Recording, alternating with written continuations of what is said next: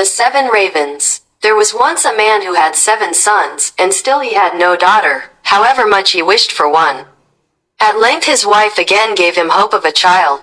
And when it came into the world it was a girl. The joy was great, but the child was sickly and small, and had to be privately baptized on account of its weakness. The father sent one of the boys in haste to the spring to fetch water for the baptism. The other 6 went with him, and as each of them wanted to be first to fill it, the jug fell into the well. There they stood and did not know what to do, and none of them dared to go home. As they still did not return, the father grew impatient, and said, "They have certainly forgotten it for some game." The wicked boys. He became afraid that the girl would have to die without being baptized, and in his anger cried, "I wish the boys were all turned into ravens." Hardly was the word spoken before he heard a whirring of wings over his head in the air, looked up and saw 7 coal-black ravens flying away. The parents could not recall the curse, and however sad they were at the loss of their 7 sons, they still to some extent comforted themselves with their dear little daughter, who soon grew strong and every day became more beautiful. For a long time she did not know that she had had brothers, for her parents were careful not to mention them before her.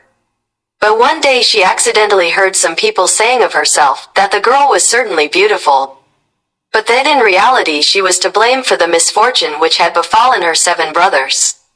Then she was much troubled, and went to her father and mother and asked if it was true that she had had brothers, and what had become of them. The parents now dared keep the secret no longer, but said that what had befallen her brothers was the will of heaven, and that her birth had only been the innocent cause. But the maiden took it to heart daily, and thought she must deliver her brothers. She had no rest or peace until she set out secretly, and went forth into the wide world to trace out her brothers and set them free, let it cost what it might. She took nothing with her but a little ring belonging to her parents as a keepsake, a loaf of bread against hunger, a little pitcher of water against thirst, and a little chair as a provision against weariness.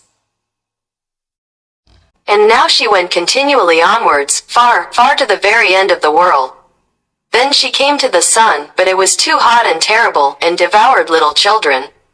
Hastily she ran away, and ran to the moon, but it was far too cold, and also awful and malicious, and when it saw the child, it said, I smell the flesh of men."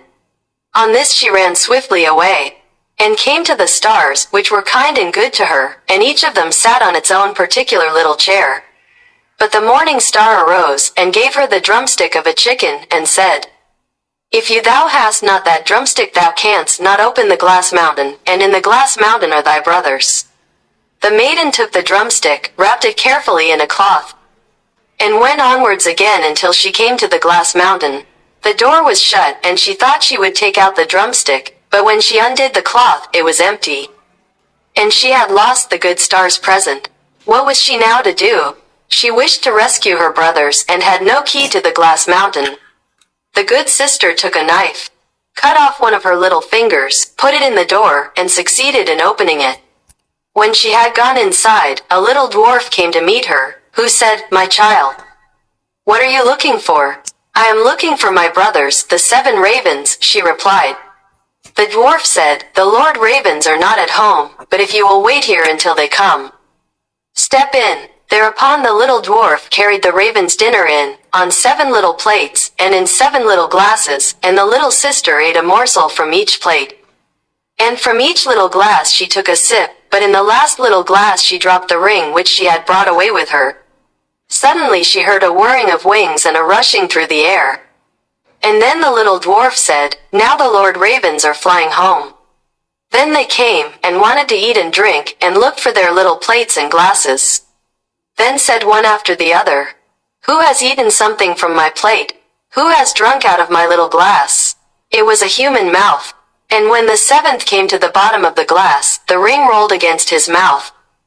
Then he looked at it, and saw that it was a ring belonging to his father and mother, and said, "God grant that our sister may be here, and then we shall be free." When the maiden, who was standing behind the door watching, heard that wish, she came forth, and on this all the ravens were restored to their human form again.